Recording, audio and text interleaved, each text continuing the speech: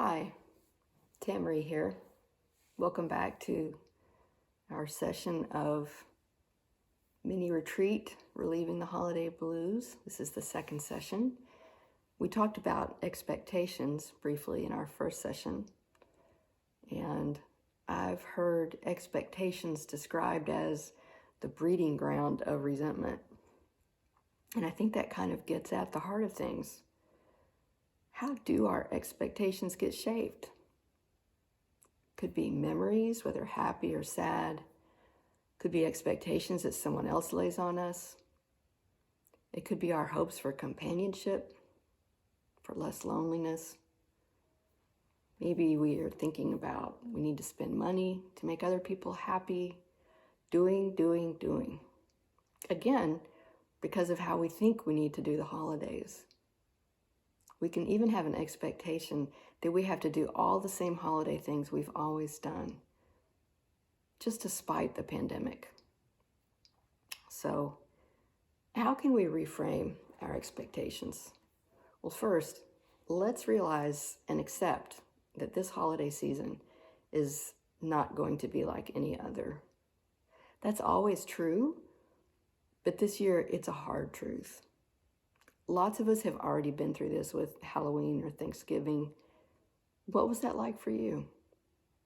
Did you feel frustrated, sad, relieved not to be doing the same old thing, guilty over feeling relieved, or maybe defiantly doing what you wanted to do anyway and then maybe feeling guilty over that? Well, whatever you're feeling, let yourself feel it. Where those feelings are in your body, what they mean to you. And then consider this. What would it look like to shift your expectations of how things should be to maybe shape an intention of how you would like things to be and why? What in this season really connects to your deepest values? And what of that feels possible, given the limitations we're all facing? Take some time to think about that intention and what you really want out of this season and what you want to give. Now, we'll take one more step, which is to turn from expectations as the breeding ground of resentment to equanimity as the breeding ground of contentment.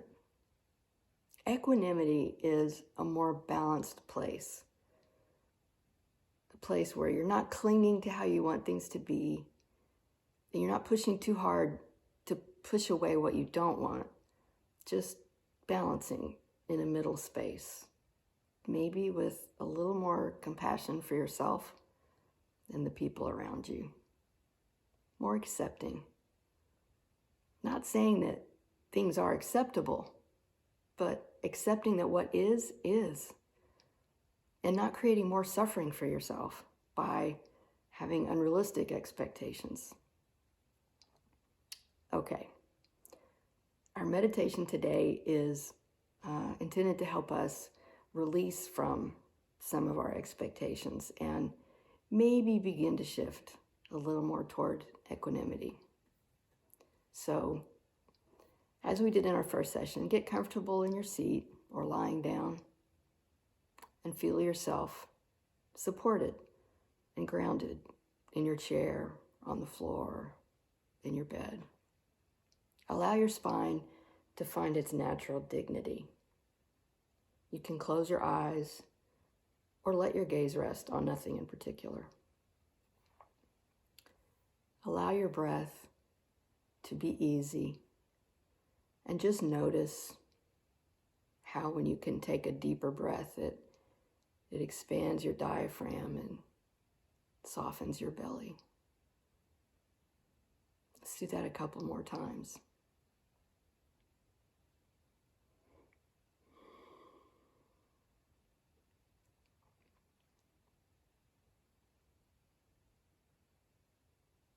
Now, imagine You're holding a bucket in one hand, and pouring into it is a steady stream of expectations, perfect gifts, things to cook, things to buy, things to mail, things to clean.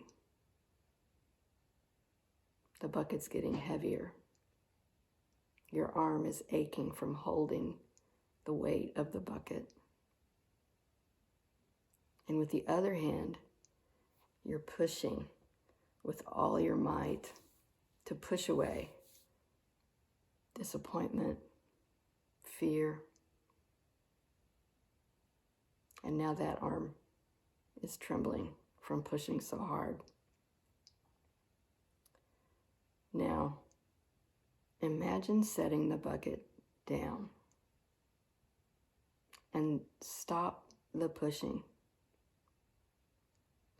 Decide too much is too much and let it go.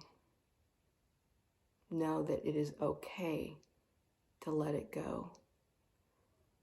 And feel your energy come back to yourself, to your center, to your spine, which is unburdened, and your heart, which is open.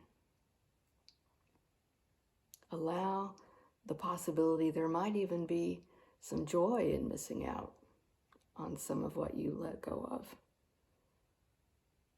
Maybe there'll be like a little confetti blizzard of moments that you can come back to yourself and just be.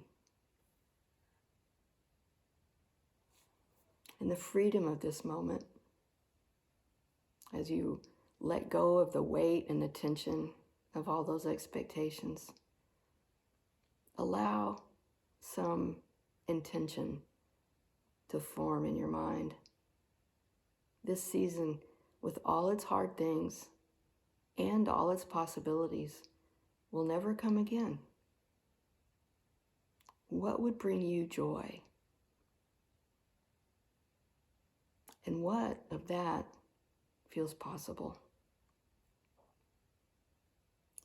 And in that, what would be the most kind to you?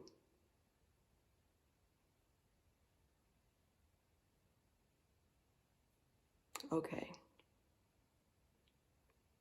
You can continue to reflect on those questions, to rest a bit longer if you like. Or if you're ready to finish, allow some movement to come back to your hands and feet. Allow your eyes to open. This is the end of our second session, and you may want to do some journaling on what came to you in this meditation if you like. You can play through the other sessions now if you want to, or save them for later. You're another step closer to easing the holiday blues because you took a few minutes to imagine being kinder to yourself. Well done. See you next time.